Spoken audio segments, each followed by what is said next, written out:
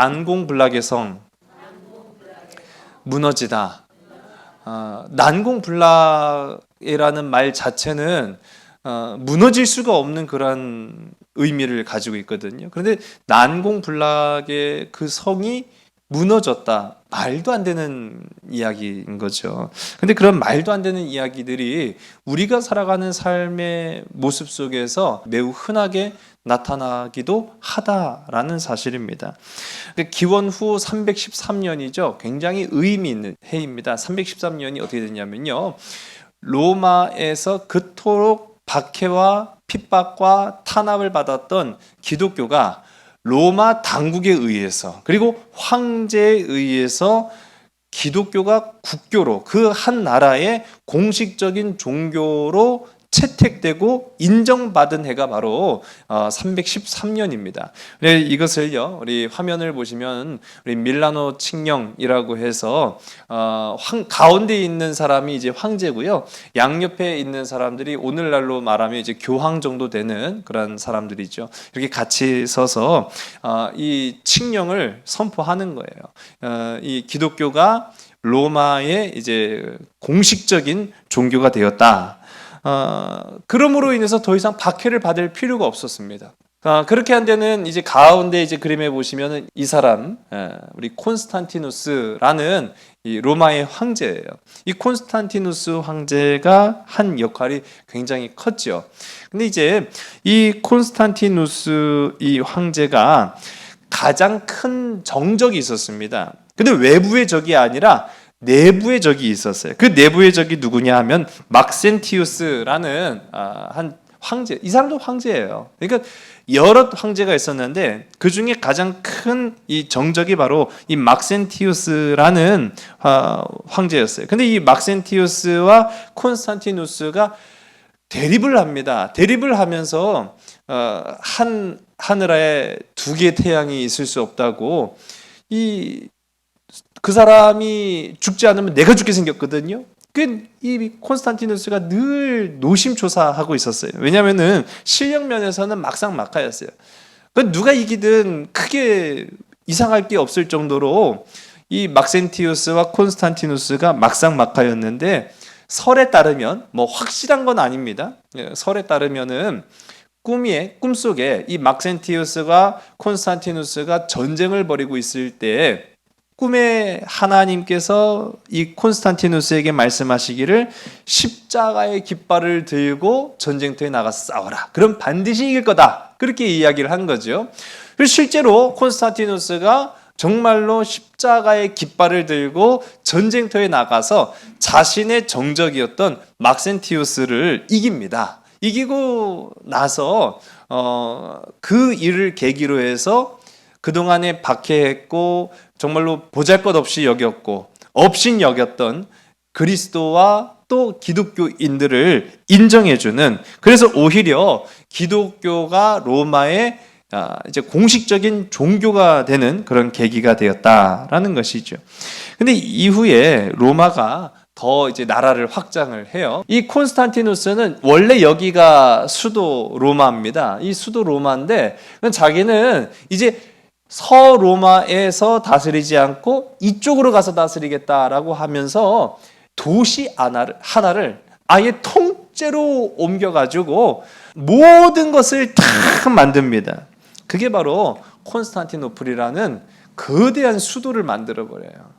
자신의 이름을 딴 거죠. 이 콘스탄티노플이라는 이 거대한 수도를 옮기고 여기에서 이제 동로마를 통치하기 시작을 합니다. 계획도시라서 견고하게 만들고 이 양옆으로 바다가 있어요. 그러니까 바다가 있으니까 적군이 함부로 쳐들어올 수 없는 거예요. 다 보이는 바다예요. 그러니까 방어하기가 쉽고, 또 육지로 있는 한 면을 성벽을 쌓아버립니다. 이제 천리장성이나 만리장성처럼, 중국의 저 만리장성처럼 장벽을 쫙 쌓아요. 그 장벽을 쌓은 덕분으로 오스만 제국에 의해서 1453년에 멸망하기까지 무려, 여러분, 이 거대한 도시가요 1100년 동안 평안을 누렸어요. 대단한 거예요, 여러분. 요 성벽의 구조 덕분입니다. 이 성벽을 보통 한 겹으로 쌓는 것이 일반적인데 우리 저 해미읍성만 가더라도 해미읍성의 성벽이 굉장히 두껍고 넓죠. 예, 그냥 얇은 외벽으로 된 게 아니라 굉장히 견고하고 두껍고 넓은 구조로 되어 있잖아요. 그런 성벽이 무려 옆으로 보시면은 하나, 두 개가 있어요. 요 앞에는 이 해자라고 해서 깊은 골을 파고 거기다가 물을 채워 넣습니다. 이 물을 채워 넣는 바람에 적군이 이 안으로 들어가기 위해서는 일단 물을 건너야 돼요. 물을 건너고 나면은 뭐가 나타나요? 성벽이 나타나요. 그래서 성벽에서 병사들이 가만히 있겠어요? 뭐 활을 쏜든지 돌을 던지든지 그런 공격을 할 거 아니에요. 그 어쨌든 간에 이 외벽을 건넌다 쳐도 또 뭐가 나와요? 내벽이 나와요. 그 내벽에 있는 병사들 가만히 있겠어요? 그렇지 않아요. 그냥 막 공격을 하는 거예요. 도저히 이 성벽을 넘어갈 수가 없는 거예요. 그냥 굳건하게 지내면서 평안하게 1100년을 누릴 수 있었다라는 겁니다. 지금 이게 오늘날의 테오도시우스 성벽입니다. 그러니까 보세요. 300년경에 지어진 성벽이 지금 2020년이죠. 지금까지 있어요. 아주 그냥 난공불락의 요새예요. 그런데 문제는 뭐냐면은 이 견고한 성벽을 가지고 있음에도 불구하고 동로마 제국이 함락이 된 적이 있었어요. 무너졌단 말이에요. 왜 그랬을까요? 아니 이렇게 견고한 성벽이 있어가지고 1100년 동안 단 한 번도 이 성벽 때문에 외적들이 침략하지 못했던 이 동로마 제국이 왜 무너졌을까요? 안에서 문을 열어줬거든요. 안에서 문을 열어주면은요, 아무리 견고한 성벽도 소용이 없게 된 거예요. 오늘 우리가 함께 이제 성경 가운데도 보면은 이 로마의 테오도시우스 성벽 못지않은 난공불락의 성이 하나 이제 딱 하고 나타납니다. 거기가 바로 이 무깃도라는 성이에요. 무깃도라는 이 성이 성경에 나타나는데 화면을 보시면은 여기가 지금도 현재 남아있는 그런 구조입니다. 언덕이죠. 예, 이 언덕에 보면은 성체가 있었어요. 이 성체가 있었고 주변은 평야지대로 돼 있어서 평평합니다. 아주 저 멀리까지 다 보여요. 구름이 가로막지 않는 이상은 저 멀리서 누가 오는지 누가 가는지도 다 보이는 이스라엘 그 평야를 이 우뚝 솟은 이 무깃도라는 이 도성에서 다 볼 수 있는 겁니다. 그런 한마디로 말하면은 천혜의 요새이기도 하고 굉장히 중요한 군사적 요충지이기도 했다라는 것이죠. 이곳을 이제 우리가 함께 읽은 이 말씀에서뿐만 아니라 요한계시록 16장에 보게 되면은 인류 마지막 전쟁을 아마겟돈 전쟁이라고 이제 이야기를 해요. 인류 최후의 마지막 전쟁은 바로 아마겟돈, 여기에서 이루어질 것이다 라는 요한계시록의 예언이 있는데 이거는 단순히 상징적인 의미인 겁니다. 왜 상징적인 의미느냐? 방금 말씀드린 것처럼 여기가 군사적 요충지고 굉장히 드넓은 평야를 한눈에 조망할 수 있는 아주 굉장히 중요한 지리적 조건을 갖고 있기 때문에 많은 나라들이 여기를 차지하려고 끊임없이 전쟁을 벌이고 싸움을 벌인 거예요. 그러니까 인류 최후의 전쟁도 아마 저 무깃도가 될 것이다 라고 할 정도로 그래서 아마겟돈이라는 이 상징적인 의미가 이제 붙여진 것이죠. 그런데 이 무깃도라는 이 지역을요, 이스라엘 사람들은 그냥 무깃도라고 말하지 않습니다. 텔 무깃도라고 해요. 텔 무깃도라고 부르는데 텔이라는 말은 인공적인 언덕을 말하는 거예요. 자연적으로 만들어진 그런 산이 아니라 인공적으로 만들어진 언덕입니다. 사람이 살 때는 안 그런데 사람이 안 살면 기가 막히게 그 집이요 허물어지는 것들을 이제 보게 되잖아요. 도시도 마을도 마찬가지입니다. 도시도 사람이 안 살면은요 순식간에 그냥 흙으로 덮여지는 그런 구조가 바로 이 이스라엘인데, 그러다 보니까 전쟁으로 인해서든 어떠한 여러 가지 기근으로 인해서든 마을 전체가 유령 도시가 되는 거예요. 예, 그래서 사람들이 다 빠져나가고 빈 건물만 남으면 거기를 이제 흙이 싹 덮습니다. 그 위에다가 집을 짓고 도시를 또 형성을 하는 거예요. 그렇게 해서 또 살다가 또 전쟁이나 또 기근이 닥쳐서 사람들이 싹 빠져나가면 또 빈 유령 도시가 되고 또 흙이 덮이고 그런 식으로 쌓여지다 보니까 언덕이 만들어지는 거예요. 이 고고학 연구팀이 그래서 이 무깃돌을 조사를 했더니요. 7천년경, 그러니까 주전 7천년경부터 사람들이 살던 흔적이 발견됩니다. 그 7천년경부터 사람들이 살던 흔적이 발견되는데 한 층마다 도시가 하나씩 나오는 거예요. 그런 도시가 무려 몇 층이 나왔느냐? 26층이 나오는 거예요. 어마어마한 거죠. 그 위에 이제 우리가 최종적으로 보게 되는 이 무깃도 요새가 이제 발굴이 되었는데 그만큼 굉장히 중요한 위치를 가지고 있다는 거죠.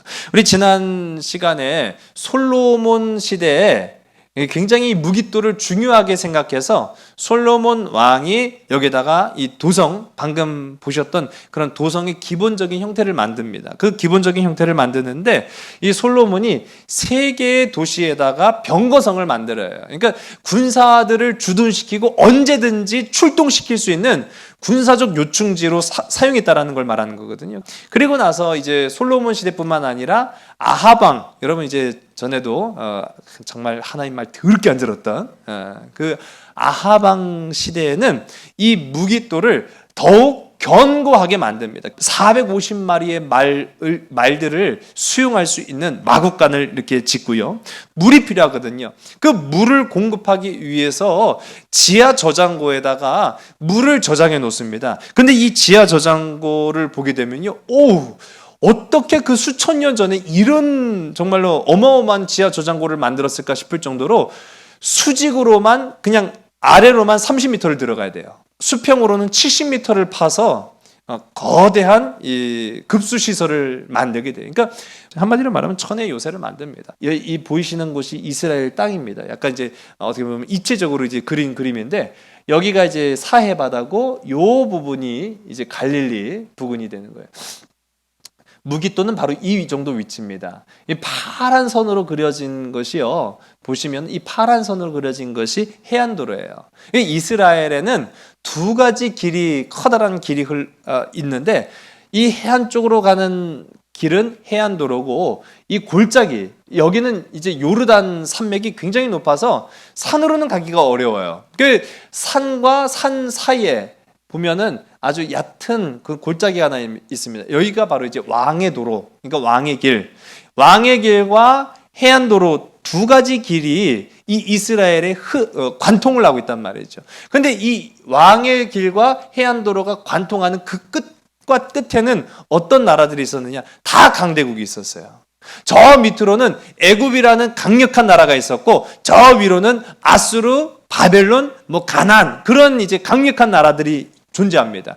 이 강력한 2 나라 사이에 낀 것이 이제 이스라엘이거든요. 근데 그 2 나라를 잇는 이스라엘의 왕의 길과 해안도로가 나서 이 길로 무역이 이루어졌던 거예요. 그러니까 어떻게 보면은 굉장히 중요한 역할을 이스라엘이 하고 있었던 거죠. 또 무역만 한 것이 아니라 이 길을 통해서 전쟁을 하러 가기도 합니다. 그 전쟁을 하러 가기도 하는데 그러다 보니까 여기에서 제가 아까 말씀드렸던 이 무깃도는 왕의 길과 해안도로를 교차하는 곳에 있어요. 그러니까 이거는 어떤 곳에서 어떤 사람들이 군사를 이끌고 오는지를 다 볼 수 있는 곳이에요. 무깃도를 차지하려고 많은 전쟁이 있었지만 실제적으로 무깃도를 함락시킨 적은 거의 없었어요.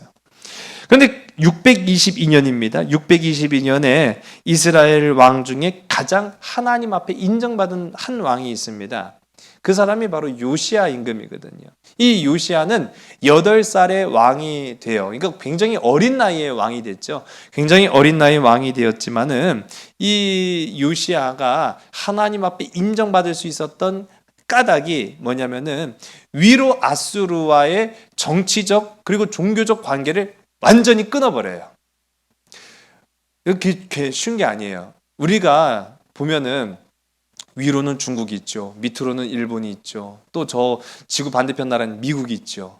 그러니까 미국, 중국, 일본 하여튼 그냥 끊임없이 우리를 사실은 가운데 놓고 흔들잖아요. 우리가 정치적으로나 외교적으로 굉장히 어떻게 보면은 섬처럼 고립된 그런 위치에 있을 때가 많거든요. 또 더군다나 북한을 끼고 있어갖고 또 미국하고 또 중국하고 또 줄다리기를 할 때 꼭 이 북한 때문에 우리가 그 사이에서 때로는 다리 역할도 하고 때로는 뭐 도움을 주고 싶은데 항상 이제 변두리에 서 있어야 되는 그런 역할도 하고 참 그러니까 난처한 입장에 서 있는 게 사실은 맞아요. 그런데 우리가 더 이상 이렇게 휘둘리지 않겠다. 미국하고의 관계를 끊겠다. 중국하고의 관계를 끊겠다. 자, 어떻게 될까요? 어마무시한 일들이 일어납니다. 예, 맞아요. 우리는 함부로 그렇게 할 수가 없어요. 그런데 사실 이스라엘의 입장에서 아수르와의 교역과 정치적인 그런 관계와 종교적인 관계를 완전히 단절시켜 버린다? 이건 진짜 지금 미국, 중국하고 관계를 끊는 것보다 더 심각한 문제가 일어날 수도 있거든요. 그런데 실제로 그렇게 했어요. 5월 조공을 바쳤던 나라입니다. 이 이스라엘이요. 아수르에게. 오랫동안 이 아수르에게도 조공을 바쳤죠. 애굽에도 조공을 바쳤죠. 그러니까 하여튼 여기저기 치였어요. 사실은 많이.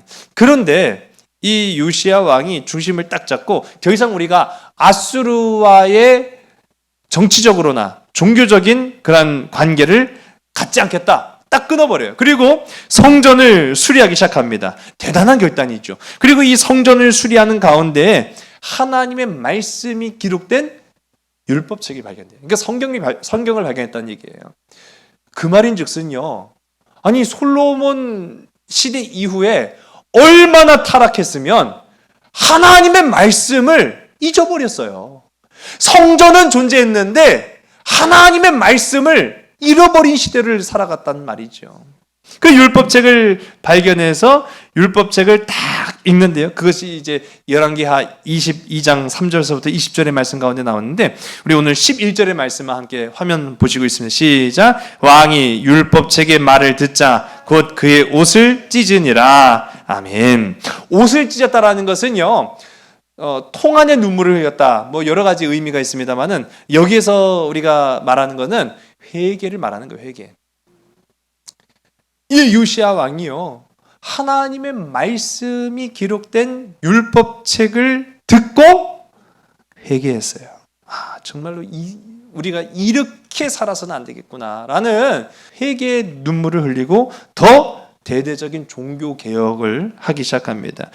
우리 열왕기하 23장 4절에서부터 18절의 말씀에 이제 아주 이 요시야 왕이 어떻게 종교 개혁을 이루었는가에 대해서 구체적으로 설명하고 있는데 오늘 우리가 함께 읽을 말씀은요. 우리 4절서부터 우리 7절까지를 우리 화면 함께 보시고 교독으로 한번 보겠습니다.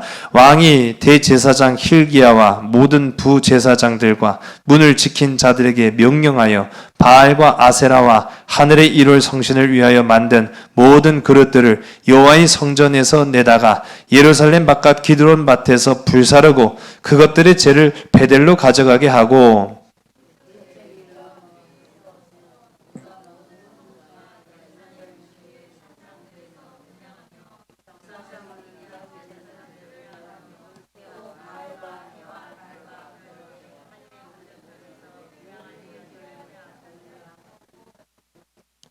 같이 읽을게요. 우리 6절의 말씀을 읽습니다. 시작. 또 여호와의 성전에서 아세라 상을 내다가 예루살렘 바깥 기드론 시내로 가져가 거기에서 불사르고 빻아서 가루를 만들어 그것들의 가루를 평민의 묘지에 뿌리고 또 여호와의 성전 가운데 남창의 집을 헐었으니 그것은 여인이 아세라를 위하여 휘장을 짜는 초소였더라. 아멘. 아주 대대적인 종교 개혁을 감행을 해요. 이 요시야 왕이. 그래서 성경에도 기록하기를 요시야 왕은 이스라엘 왕 중에 흔치 않은 어떻게 보면은 하나님 앞에 인정받은 몇 되지 않은 왕이었다라고 이제 기록을 하고 있습니다. 근데 여기에서 우리 가만히 보세요. 성전이 아세라의 우상 신전이 되고 말았습니다. 오늘 우리가 함께 읽은 본문이 이 이전에 이 므낫세 왕이 그렇게 다 만들어 버리는 거예요. 그거를 나중에 므낫세 이후에 이 요시야 왕이 그 불태워버리고요. 다 깨부셔버리고 그렇게 한 거예요. 근데 뭐 그 심하기가 얼마나 이를 데가 없었느냐라고 하면은 방금 읽었던 7절의 말씀 보면 여호와의 성전 가운데 남창의 집을 헐었으니 이 창녀촌이 있었다라는 거예요. 어디예요? 성전 가운데. 이건 뭐 기가 막히죠. 이런 타락도, 이런 종교적 타락이 어디 있겠습니까? 오늘날로 따지면 정부가 알고도 묵인을 한 거예요. 한마디로 말하면 성전 안에 그게 있었는데 그 누가 못 봐요. 눈먼 사람이 아니고는 다 알고 수 있는 거고, 상식적으로도 이게 말이 안 되는 걸 알면서도 그 다 묵인했던 거예요. 그것이 이스라엘의 죄였다라는 것이죠. 그러면서 이 요시야 왕이 마지막에는 유월절을 회복을 시킵니다. 유월절을 회복시키는 장면이 우리 23장 21절서부터 우리 23절까지의 말씀에 나오는데 우리 함께 있습니다. 시작. 왕이 뭇 백성에게 명령하여 이르되 이 언약책에 기록된 대로 너희의 하나님 여호와를 위하여 유월절을 지키라 하매 사사가 이스라엘을 다스리던 시대부터 이스라엘 여러 왕의 시대와 유다 여러 왕의 시대에 이렇게 유월절을 지킨 일이 없었더니 요시야 왕 18해째에 예루살렘에서 여호와 앞에 이 유월절을 지켰더라. 아멘.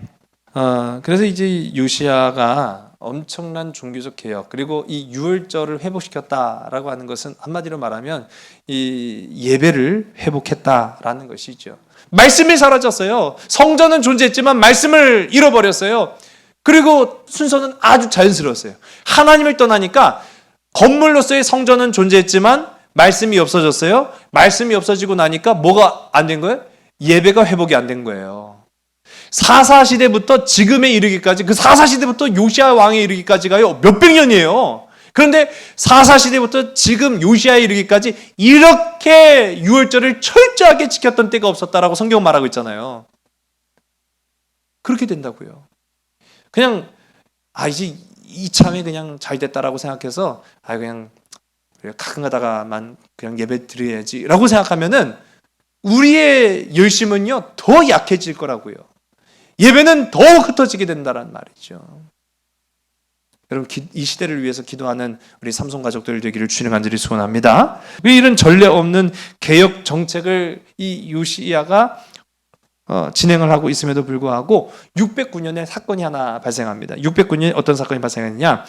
애굽의 느고 왕이 망하고 있는 아수르를 공격하기 위해서 이 해안 도로를 타고 쭉 진격을 해요. 근데 그 사이에 있었던 곳이 바로 난공불락의 성 무깃도성이었어요. 요시야 왕이 딱 하고 나타나요.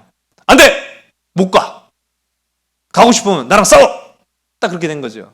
이 장면이 열왕기하 23장 29절에 나오게 되는데 우리 29절의 말씀을 함께 읽습니다. 시작. 요시야 당시에 애굽 왕 느고가 아수르 왕을 치고자 하여 유브라데 강으로 올라가므로 요시야 왕이 맞서 갔더니 애굽 왕이 요시야를 무깃도에서 만났을 때 죽인지라. 이스라엘 왕 중에 가장 어떻게 보면 잘했다라고 칭찬받는 이 요시야 왕이 허무하게 죽어요. 허무하게.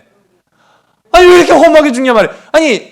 잘한 거 많잖아요. 종교 개혁을 이뤘죠. 성전을 회복시켰죠. 율법을 다시 낭독하기 시작했죠. 또 예배를 회복시켰죠. 또 우상들을 다 태웠죠. 그런 좋은 일들을 많이 했음에도 불구하고 이 열왕기하 23장을 보니까 왜 이렇게 험하게 죽냔 말이에요. 왜 이렇게 험하게 죽었을까? 이유가 다 있습니다. 역대하 이 같은 이야기가요. 역대하 35장 21절과 22절에도 나타나게 됐는데 제가 읽습니다. 느고가 요시야에게 사신을 보내어 이르되 유다 왕이여 내가 그대와 무슨 관계가 있느냐? 내가 오늘 그대를 치려는 것이 아니요 나와 더불어 싸우는 족속을 치려는 것이라. 하나님이 나에게 명령하사 속히 하라 하셨은즉 하나님이 나와 함께 계시니 그대는 하나님을 거스르지 말라. 그대를 멸하실까 하노라 하나. 이게 지금 누가 말하는 거예요? 애굽 왕 느고가 하는 말이에요. 누구한테요? 종교개혁을 이끌었던 요시야 왕한테. 길을 막고 있거든요. 길을 막고 있으니까 비켜라. 지금 내가 너를 공격하려는 게 아니라 아수르를 치려고 하는데 하나님께서 나에게 말씀하셨다. 이해가 돼요? 하나님이 애굽 왕 바로에게 말씀하셨다고요. 하나님이 애굽 왕 바로에게 말씀하시기를 너 빨리 가서 내가 아수르를 공격하라고 한 일을 실행해라. 그래서 지금 가고 있다는 거예요. 너 이 하나님의 백성 아니야? 그 하나님이 나한테 말씀하셨어. 그래서 내가 지금 너를 공격하려는 게 아니라 아수르하고 싸우려고 가는 거야. 비켜. 근데 네가 계속 가로막으면 내가 너랑 싸워서 너를 멸하실까 한다. 지금 누가 누구를 걱정해야 될 상황인지 모르겠고 지금 하나님이 누구에게 말씀하셔야 될 상황인지 모르겠는데 어쨌든 분명한 거는 역대하 말씀을 보니까 하나님이 애굽 왕 느고한테 말씀하신 거예요. 근데 그걸 알지도 못하고 이 요시아는 어떻게 하고 있어요? 무깃도 성에서 딱 하고 못 가 하고 지금 가로막고 있는 거죠. 22절의 말씀입니다. 22절의 말씀 제가 읽을게요. 요시아가 몸을 돌이켜 떠나기를 싫어하고 오히려 변장하고 그와 싸우고자 하여 하나님의 입에서 나온 느고의 말을 듣지 아니하고 무깃도 골짜기에 이르러 싸울 때에 활 쏘는 자가 요시야 왕을 쏜지라 왕이 그의 신하들에게 이르되 내가 중상을 입었으니 나를 도와 나가게 하라. 아멘. 열왕기하 23장의 말씀만 보게 되면 한 절에 아니 그 잘했던 그래서 칭찬받기에 부족함이 없었던 이 요시야가 왜 느닷없이 애굽 왕한테 죽는데? 근데 이 역대하 말씀을 보니까 이 느고가 하나님의 말씀을 듣고 지금 나갔는데 그 앞을 누가 지금 막고 있는 거예요? 이 요시아가 막고 있었던 거예요. 그런데 야 이거 하나님이 나에게 말씀하신 거야 라고 설명을 해도 요시아가 어떻게 받아들여요? 듣지 않았다라고 말하고 있어요. 듣지 않고 오히려 그와 싸우려고 했다라는 거죠. 진짜 이건 뭐 말이 안 되는 상황이 펼쳐진 거예요. 근데 제가 가만히 생각해요. 왜 이토록 요시아가 자신만만했을까? 뭐 때문에 자신만만했을까? 여러분 뭐 때문에 자신만만했겠습니까? 요거 때문에 자신만만했어요. 무깃도 때문에 자신만만했던 겁니다. 이 천의 요새였던 무깃도가 난공불락의 성이었기 때문에 요시아는 엄청 자신만만했어요. 그런데 결과는 어떻게 돼요? 거기에서 요시아는 죽게 되죠. 난공불락의 성이 무너졌다라는 사실입니다.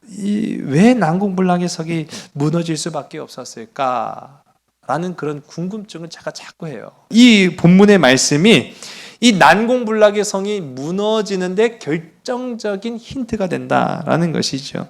히스기야 왕 므낫세가 55년 동안 굉장히 긴 시간이에요.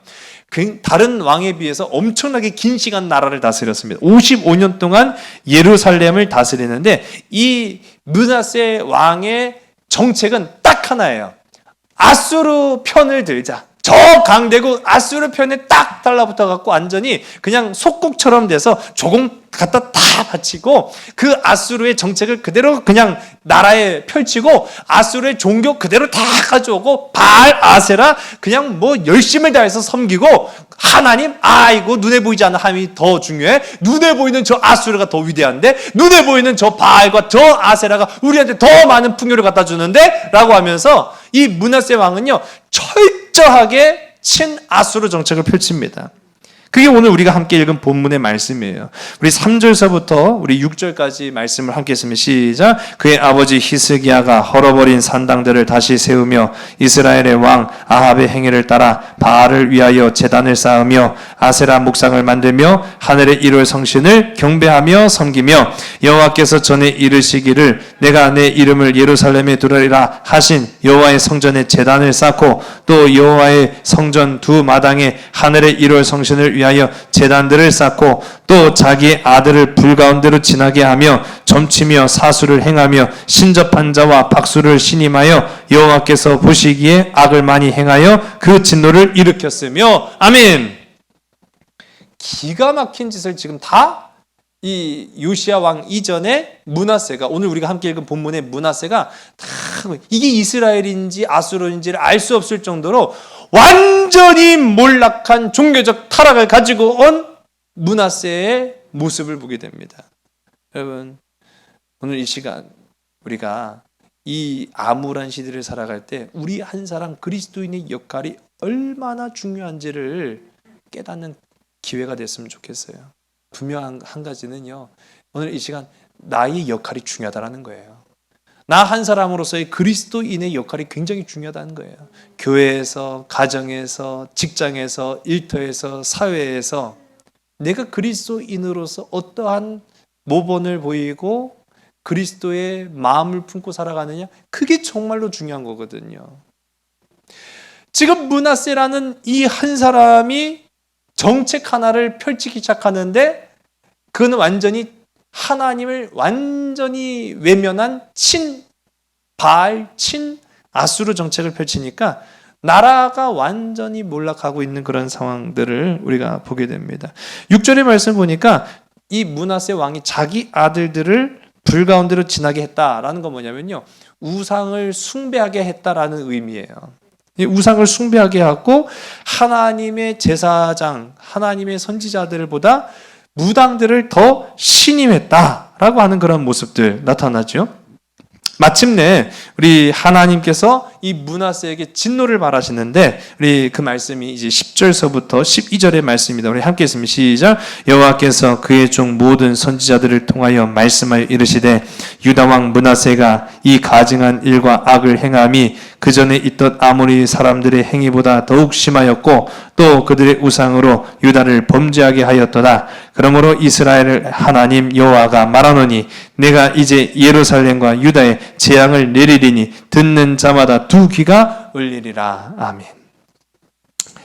결국은 이제 유다의 몰락으로 이어지는 하나님의 진노, 이것이 바로 난공불락의 성이 무너지는 원인을 제공했다라는 거예요. 이제 우리 시대가 얼마나 불안전한가를 요즘 보게 되는 것이죠. 우리가 살고 있는 시대는 안전하지 않습니다. 우리가 살아가고 있는 이 세상은요, 풍요로운 것 같지만 그 풍요로움 속에 영적인 빈곤함을 가지고 살아가는 시대입니다.